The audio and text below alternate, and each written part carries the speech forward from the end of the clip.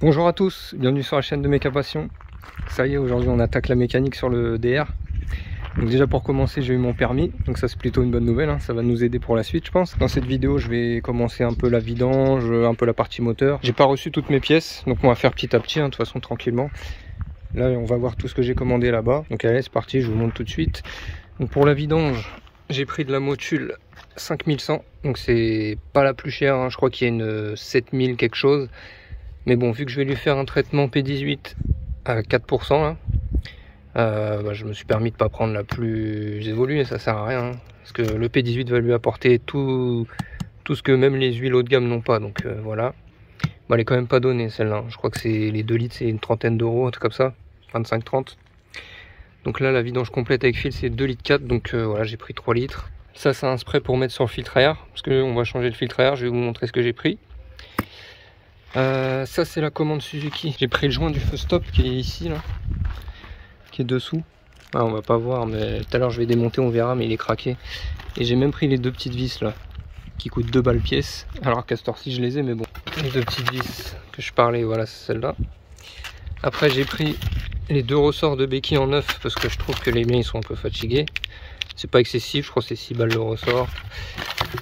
Le petit joint du robinet d'essence du haut là, on va le changer, même si je suis pas sûr que c'est lui, mais au moins voilà, on repart sur du neuf. Et là j'ai les 2 petites billes, les 2 petits ressorts des calepiers arrière là, que j'arrive pas à déplier. Je vous avais dit dans la première vidéo, ils sont bloqués, donc on va démonter ça, mettre les billes, les ressorts. Je pense que ça va aller. Et la fameuse petite vis toute neuve là, qui manquait sur le truc du filtre à huile, celle-là, qui faisait un peu tache. Donc voilà, on a la petite vis. Donc ça c'est la partie pièce Suzuki d'origine. J'en ai eu pour 50 balles quand même, hein, pour tout ça. Ça va vite, hein, c'est d'origine.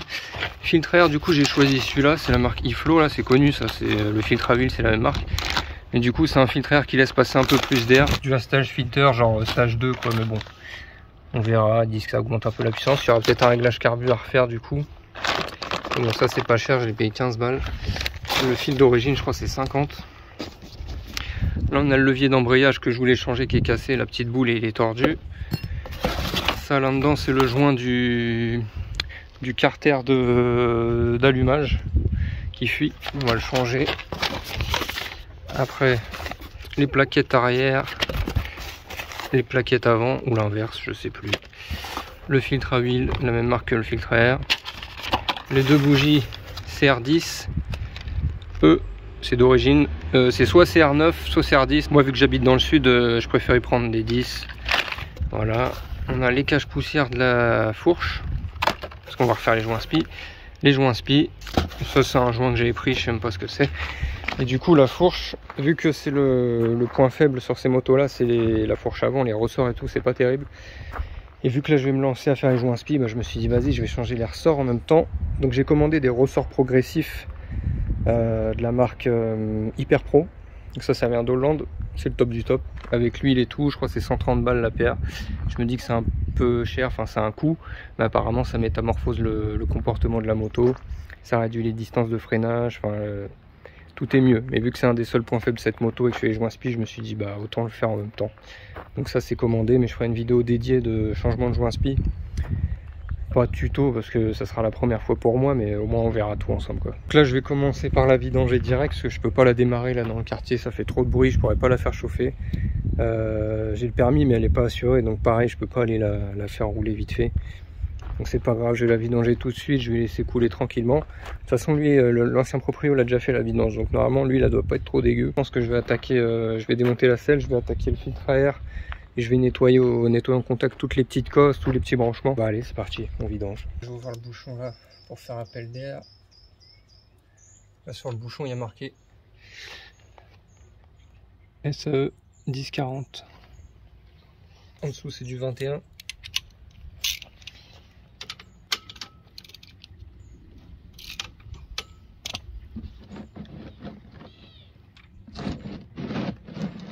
Voilà, un petit peu noir, mais on voit à travers quand même. Voilà, comme ça on va laisser couler ça tranquille.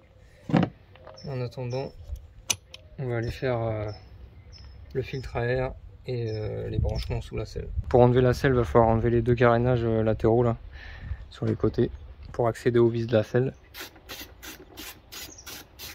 Normalement ça tient aussi avec la poignée pour se tenir derrière, mais moi je l'ai plus.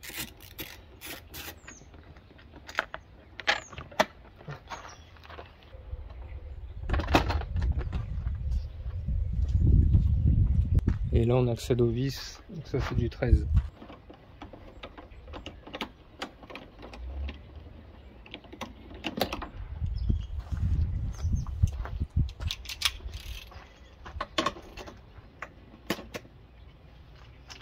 Voilà. Donc là, elle doit venir tranquille. Hop. Ah, le filtre, c'est derrière ça. On peut l'apercevoir au-dessus aussi. Voilà, elle est là-dedans. La batterie, je l'ai déjà changée. Elle était morte, l'autre.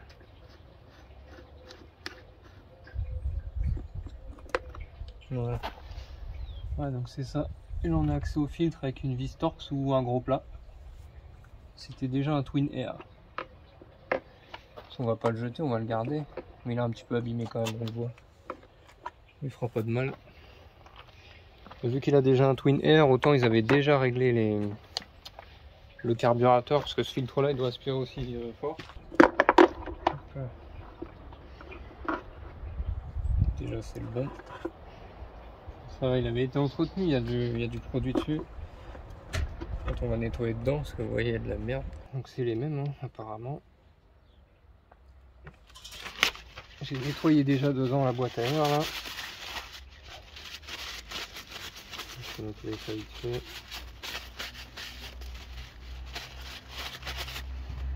Hop. Donc ça on va refoutre dedans comme ça.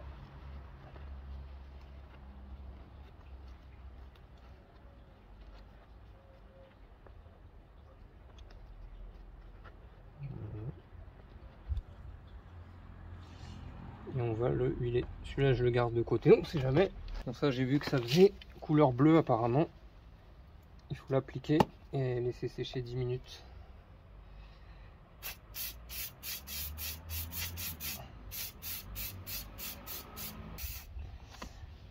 Voilà.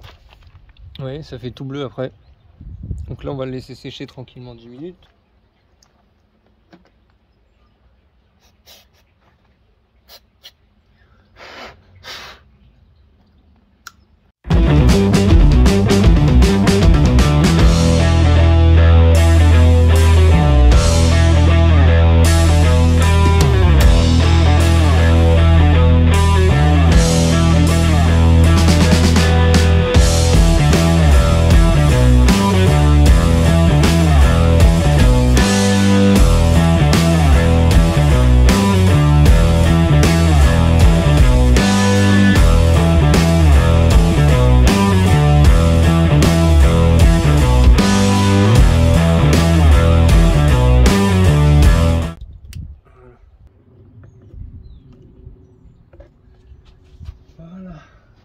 Du coup je l'ai calé un peu plus droite, ça coule encore un peu.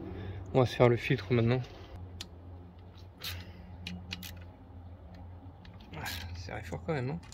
Ah putain. On va pouvoir dire adieu à cette vis. Voilà, ça coule. J'ai bien fait de mettre mon truc. Hein. Le joint, on va essayer de pas l'abîmer. J'en ai commandé un neuf, j'espère que c'est la bonne taille. On va voir ça après. Sinon je remets lui.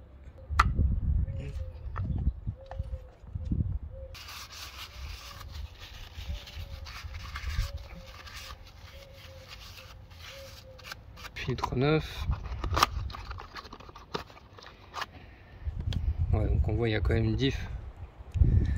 Mais après bon, c'est la teinte de l'huile. Hein. Donc lui il va comme ça au fond. Voilà. Je vais voir si mon joint c'est la bonne taille. On va l'huiler un peu. Ouais, ça m'a l'air d'être ça. Impeccable. Bon, comme ça il y aura un joint neuf, c'est cool.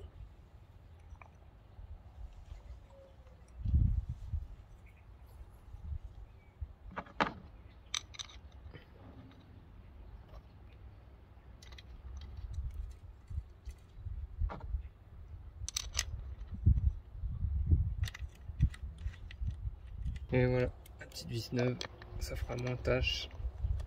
Hop là. C'est avec nous. Donc ça ne doit pas se serrer très fort. On le serre au feeling.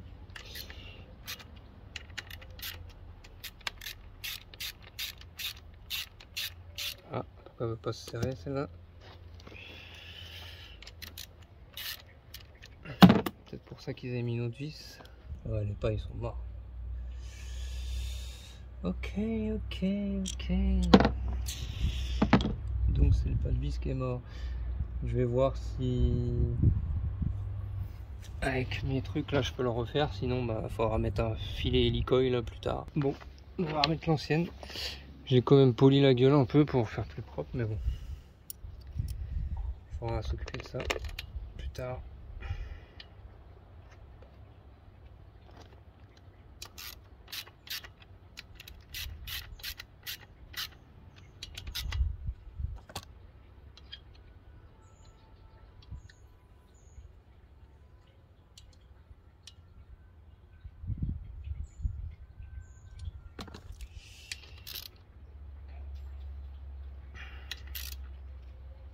Voilà.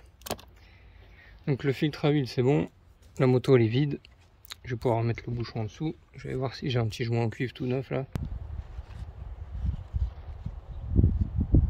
Voilà. Ça c'est ok. Là on va profiter, comme je disais tout à l'heure, que le moteur soit vide en huile. On va changer le joint de lui. Donc pour l'enlever à mon avis il va falloir enlever le kick. Donc bah allez c'est parti, ça a l'air d'être du 10. Bon j'ai réussi à retirer le kick avec du WD. On peut voir le stator qui est dedans. On va essayer de virer toute la pâte à joint qu'il y a là. Remettre ces engrenages qui sont tombés. Ça y est, j'ai tout nettoyé. J'ai mis le nouveau joint en place. Donc là, on va pouvoir tout renquiller. Bon là, du coup, on est le lendemain. Du coup, j'ai fini de remonter ça avec le joint neuf. Et j'ai même redémonté parce que dans la doc, ils disent de mettre de la pâte à joint au niveau du passe-fil là qui est en caoutchouc. Donc j'avais redémonté, j'ai mis de la pâte à joint, j'ai tout remonté avec le joint neuf. Donc ça, c'est ok. Et vu qu'il était assez tôt et tout, j'ai fait d'autres petits trucs aussi que j'ai pas filmé du coup. J'ai changé le joint ici du feu là. On va pas très bien voir mais il y a un joint en mousse là. Et les deux petites vis là que j'avais commandées. J'ai changé le levier d'embrayage aussi. Donc là il est tout neuf avec la boule. J'ai bien réglé la garde là. Parce que si vous réglez pas la garde, par exemple s'il est trop tendu, vous tournez comme ça va débrayer quoi. Ça va faire comme si vous actionnez l'embrayage. Donc il faut bien laisser une garde d'origine. C'est stipulé dans la doc technique. Donc là c'est 10 mm. Donc voilà. Ça et hop après ça débraye quoi. Donc là on va faire la remise en huile. J'ai mis la moto à peu près droite là. Mais bon je la tiendrai un peu plus droite pour faire le niveau. Il nous reste aussi les cale-pieds à faire là avec les petites billes et tout. On va voir ça après. Le robinet d'essence qui fuit. Et les ressorts de béquille là. Parce que la remonte pas top, on va voir ça après. On va remettre en huile, donc du coup vu que j'ai changé le filtre, il y a 2,4 litres. Là il marque 2,3 litres, vous voyez. Enfin 2300 ml, mais en changeant le filtre, vous rajoutez 100 ml. Donc le P18 lui ça se dose à 4%. Donc 4% de 2,4 ça fait 0,96, un truc comme ça. Donc on va lui mettre 100 ml, là il y a 150. Et il y a 2,4 litres, donc là je vais lui mettre le bidon, je vais lui mettre 1 litre déjà, je vais lui mettre le P18. Je vais remettre 1 litre par dessus, puis après on complétera quoi. On est bien foncé.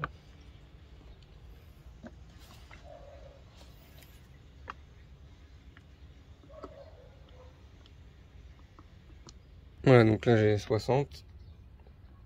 On va mettre ça dedans. Hop.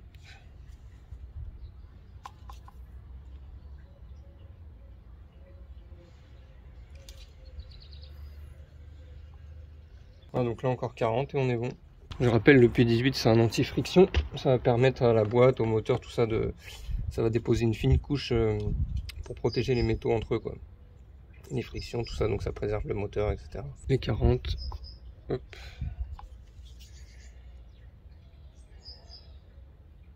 Et après on va pouvoir compléter avec l'huile. Là il est déjà bien on va dire. Mais il va continuer de descendre tout petit peu et il va falloir la démarrer pour que le filtre à huile il se remplisse. Et le niveau il va rebaisser du coup. Donc là je vais mettre au max, je vais la démarrer et on complétera après. Je vais attaquer le cale-pied là, on va voir les petites billes et les petits ressorts là, parce que c'est pas normal qu'ils se déplient pas. Il y a juste un petit clip derrière là, on va le faire sauter et on le retire. Ah, ça c'était sûr. Il a sauté. Donc il y avait bien la petite bille et le petit ressort dedans. Donc je comprends pas pourquoi ça marche pas. J'ai l'impression que la bille de la neuve et le ressort d'origine il est plus long. Je les ai comparés, il est plus dur aussi. Donc on va voir, on va remonter avec les neufs. Je vais graisser un peu la graisse blanche. Puis on va voir ce que ça donne. Hop. Voilà, le petit clip s'est remis. Et la suspense, impeccable. Ça se verrouille bien. Donc c'est bien le ressort qui était fatigué. Allez, on fait l'autre côté. Le ressort là il n'y est même pas. Le ressort il n'y est pas, puis il est un peu défoncé même. J'espère que ça va le faire. Voilà. Et la petite bille dessus.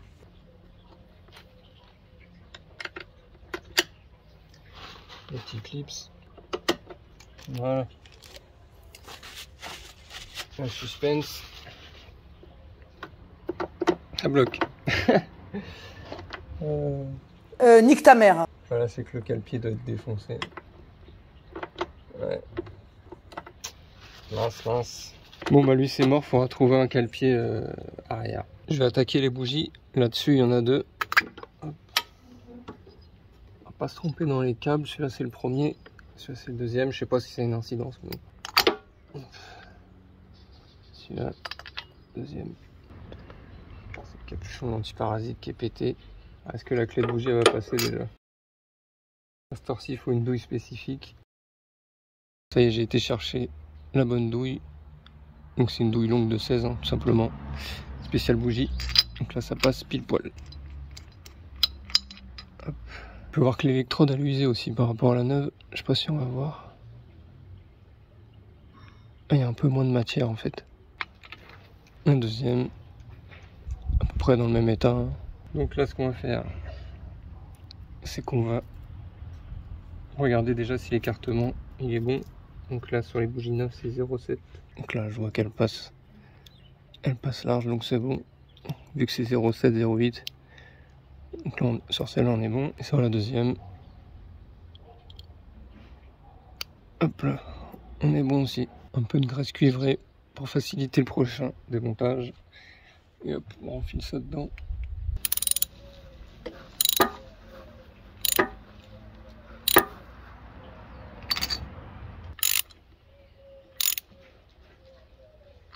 Voilà.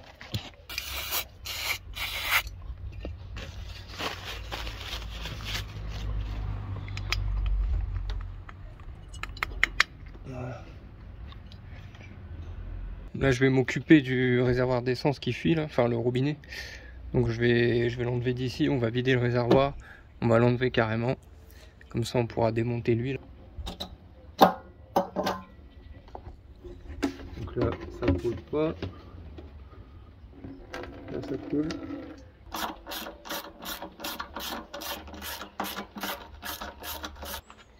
Ça y est, on l'a. Je vais essayer de vider ce qui reste dedans parce qu'il en reste pas mal.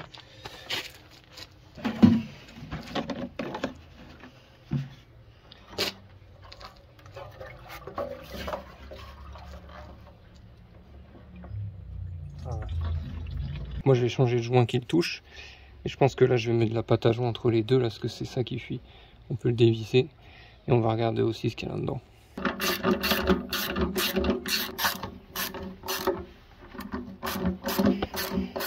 Voilà. On fait attention. On peut voir les petits filtres qu'il y a ici. Ça va, franchement ils sont propres. Et le joint, on peut voir que le joint par contre il est complètement aplati ici là. Donc c'est pas une mauvaise chose que je le change. Mais je crois pas que ça fuit d'ici. Pour moi ça fuit de là. Entre. Vous voyez, on va essayer de dévisser là, et de mettre de la pâte à joint entre les deux là. Et je vais aussi ouvrir ici pour voir. Il y a une espèce de joint en caoutchouc dedans. Avec un joint torique sur les côtés.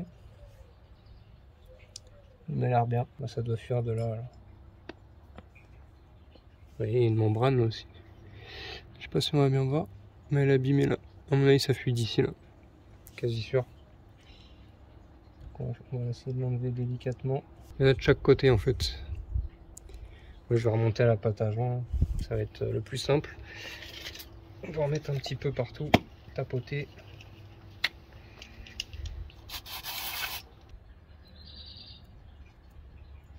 Voilà. Comme ça suffit. Hein. Allez, on va remettre la première, comme ça. Voilà, pareil. J'en ai pas mis sur les trous de la dépression.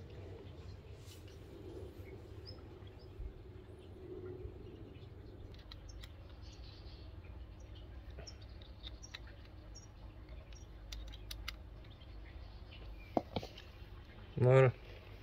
On voit bien, la pâte elle a bien pénétré partout.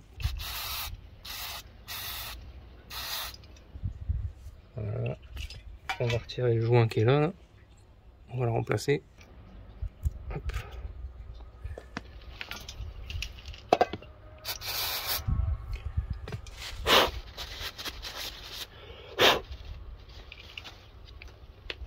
Le joint neuf. Suzuki. Voilà. Ça, il n'y a pas de sens. Hop là.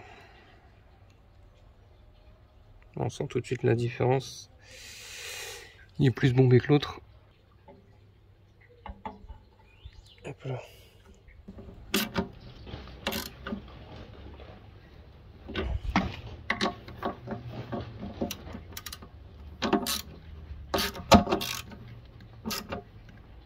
Voilà. Ça, c'est ok, on met de côté. Là, on va attaquer les choses sérieuses. On va enlever les couvercles là. Il y en a deux. Un pour l'échappement, un pour l'admission. Soupape d'admission, soupape d'échappement. On va enlever les couvercles et on va régler le jeu aux soupapes. Mais avant de faire tout ça, il va falloir mettre le moteur au PMH. Et là, ça se passe ici. Ça se passe là. On va enlever cette vis là à celle-ci. Et on va tourner. Et là, on devrait avoir un repère qui s'aligne avec le rotor d'allumage là. Ah putain de merde. C'est de fou.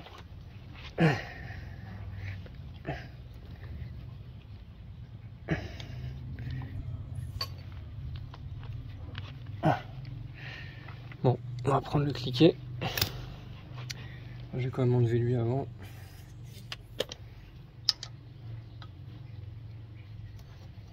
Ah, putain. Putain. Je sais pas avec quoi ils ont serré ça. Mais...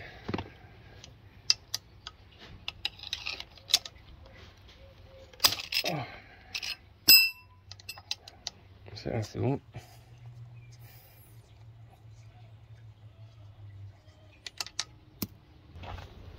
Ouais. Ah putain.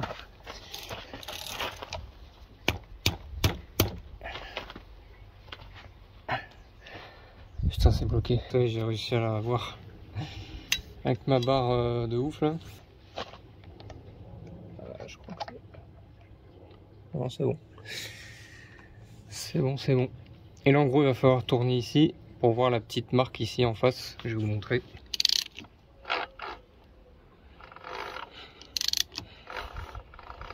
Voilà, donc là, on y est. Le trait avec le T, là.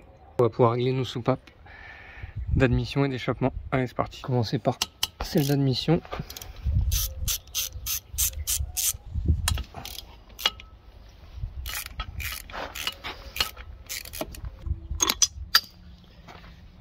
On va faire attention de ne pas faire tomber la vis dans le bloc, ce serait con. Voilà. Ah si, il y a un joint. Il y a un joint sur le couvercle. Donc là, on aperçoit les soupapes d'admission. Donc là, normalement, elles sont en... Voilà, là, on l'entend claquer, ça bouge. Vous l'entendez? Donc là, on va mesurer le jeu maintenant. C'est entre 0,08 et 0,13. Moi j'ai une cale de 0,05, donc trop petit, 0,10, donc là on serait bien, et 0,15. Donc en fait il faut que je la règle par rapport à ma 0,10. Donc je prends la cale de 10. Voilà. On va essayer de la plier un petit peu. Voilà, elle passe. On va vérifier l'autre. Elle passe aussi. On va essayer de prendre la 15 quand même. Si la 15 elle passe, on va devoir réajuster du coup. 15 a du mal à passer.